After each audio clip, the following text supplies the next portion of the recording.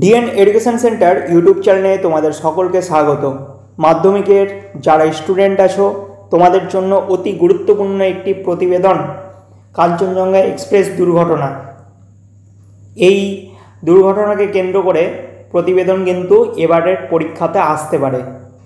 তোমরা যারা এই চ্যানেলে নতুন, প্লিজ চ্যানেলটিকে সাবস্ক্রাইব করে পাশের বেল আইকনে ক্লিক করো এবং ভিডিওটি ভালো লাগলে একটা লাইক ও কমেন্ট করতে কিন্তু ভুলো না। আলোচনাটা শুরু করা যাক। প্রথমে একটা হেডিং দিবে, কাঞ্চনজঙ্ঘা এক্সপ্রেস দুর্ঘটনা উস্কে দিল বালাসরের ভয়াবহ স্মৃতি। নিজস্ব সংবাদদাতা একটা কমা দিয়ে লিখবে জলপাইগুড়ি, কারণ আমরা জানি যে জলপাইগুড়ির কাছাকাছি কিন্তু এই দুর্ঘটনাটা ঘটেছিল। 18ই জুন, 17ই জুনের ঘটনা এবং 18ই জুনের পেপারে ছাপা হয়েছে।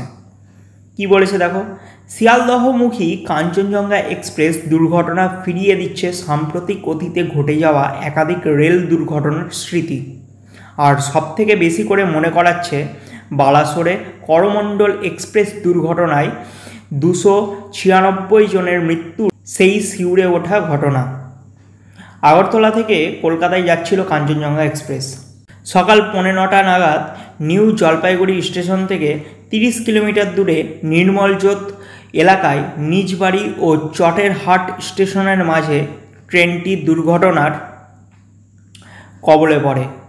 রেল সূত্রের খবর, সিগন্যাল ভেঙে মালগাড়ির চালক দাঁড়িয়ে থাকা কাঞ্চনজঙ্ঘা এক্সপ্রেসের পেছনে ধাক্কা মারে। এক্সপ্রেস ট্রেনের 3টি কামরা লাইনচ্যুত হয়। পেছনের 2টি কামরা দুমড়ে মুচড়ে দলা পাকিয়ে গিয়ে প্রায় 20 ফুট দূরে অন্য লাইনে গিয়ে পড়ে। আরেকটি কামরা মালগাড়ির 30 ফুট উপরে উঠে যায়।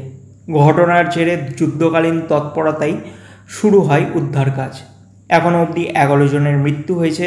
মৃতদের মধ্যে রয়েছেন কাঞ্চনজঙ্ঘা এক্সপ্রেসের গার্ড ও মালগাড়ির লোকো পাইলট।